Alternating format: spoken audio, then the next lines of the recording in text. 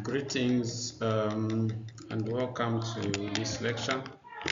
It's part of a series of lectures that covers motor control, which is important for us to appreciate, considering that we can tackle the discussion of the nervous system function by dividing the functions into three: the sensory function, the integrative function, and the motor function. So we've already looked at sensory system. We've looked at the integrative function and system. We are now looking at motor control. And in this case, we'll be understanding the hierarchy and pathways in motor function. The introductory principles just is to highlight that in terms of movement, or what we are calling motor function, there are higher centers within the nervous system that initiate voluntary movement. And we are going to see which higher centers these are. And they regulate the how fast the movement is produced and with what force is this movement going to be produced for it to be effective, and how specific and refined should this movement be. If, for example, you're going to touch your nose, do you specifically touch your nose? If you're going to grab something, do you miss several times before you are able to pick that? So that is the smoothness of the movement. All these are controlled by higher centers, and we are going to see what these higher centers are. So in terms of neurons that are involved in this control, we have what we call descending motor tracts that control the output of this movement. While we are also considering that when these movements are produced in the planning, the nervous system receives sensory feedback about with the position of the body in space, the extension of the legs, the extension of the body, the position of the body, what else is happening everywhere, so that when the movement is produced, it's well coordinated. So we are also saying that there's ascending tracts involvement in sensory feedback, so that planning and adjustment to movement is perfect. Let's look at the hierarchy. In terms of hierarchy, we are talking about the fact that we've got higher centers that plan what movement is supposed to be produced, at what force, and with what kind of smoothness. And this is coordinated with the sensing feedback that is coming from the sensory system. While this is going on, there is involvement of the lower centers of the brain, which we call the subcortical structures that make up the basal ganglia.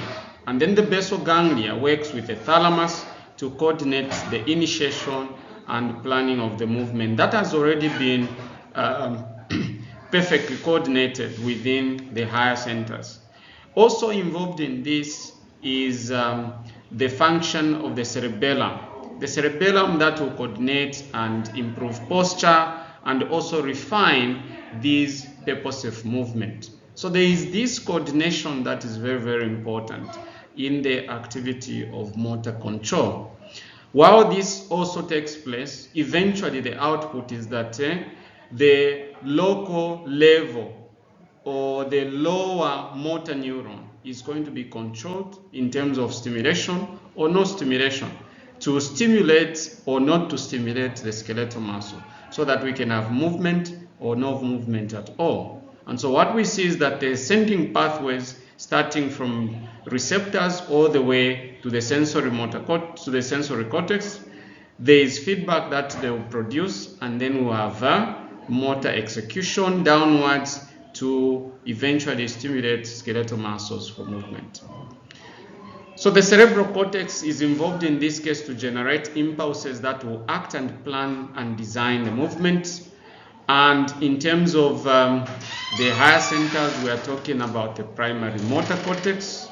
We are talking about this primary motor cortex that is involved in discrete movement, purposive, clear movement. Then the part of this is the premotor cortex, which is an area within the cerebral cortex, within the higher centers, that is responsible for patterns of movement. Patterns of movement, what is starting first, then the next, and things like that. Patterns of movement is the movement going to involve both sides of the body.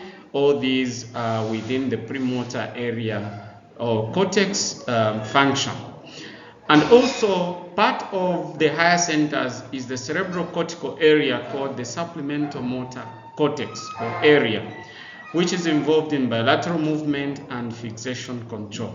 Okay, so if someone is going to have to stare in a particular direction for the body to be able to perform particular function, provide visual, whatever it is, it's the supplemental motor cortex that is involved. So these are the higher centers that is crucial for cerebral involvement, cerebral cortex involvement in planning, movement in terms of the rate, the force, and the smoothness. Here is an illustration of where you locate the areas of the motor areas of the brain. So beginning with the frontal areas of the cerebrum, you'll be able to see the prefrontal cortex, and then we have between the frontal and the parietal here, we have these areas. Now you will notice some of these may confuse you. You'll notice that the brain was divided by Brodmann into Brodmann areas, just for conveniences of describing the particular portions of the brain and what specific functions those parts of the brain execute. So Brodmann area number 4 is where you find the primary motor cortex, where neurons that control movement originate from. They also originate from the premotor area, that is within area number 6, Brodmann area number 6. Within Brodmann area number 6, there is also the supplemental motor cortex, as we discussed. So these, they make up the higher centers for motor control. We also have the subcortical structures that are involved in motor cortex. Subcortical meaning below the cerebral cortex. So below the cerebral cortex, we have the thalamus and the basal ganglia. So in terms of this, the basal ganglia coordinates with the thalamus to provide gross motor programming in terms of what needs to be stimulated in terms of groups of muscles and what should be inhibited in terms of groups of muscles, so that we can have effective movement. So they coordinate with the cerebral cortex, and they play a key role in motor planning, initiation, and are also involved in pattern selection. They function by receiving cortical inputs, meaning they are stimulated by the cerebral cortex, and they provide feedback back into the cerebral cortex, so that now we can have descending transmission of impulses to the lower motor neuron, so that the skeletal muscles can be controlled. How is the coordination in terms of motor control, the brainstem and spinal cord? Because remember, the brainstem also is connected to the cerebellum that refines the movement. So how is that coordination?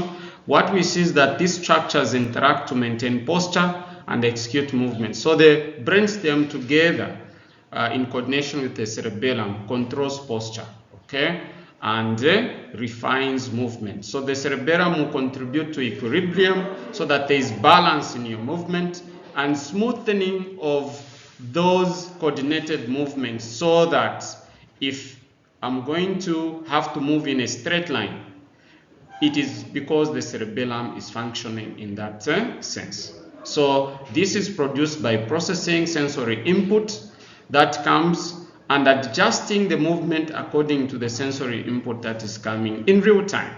So that if I'm going to move my hand, there has to be sense of where the hand is, so that I plan on how much I need to move the hand to produce the movement. That's just an example.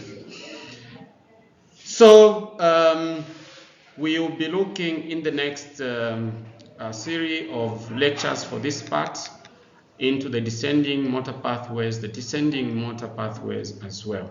Thank you very much. See you in the next lecture.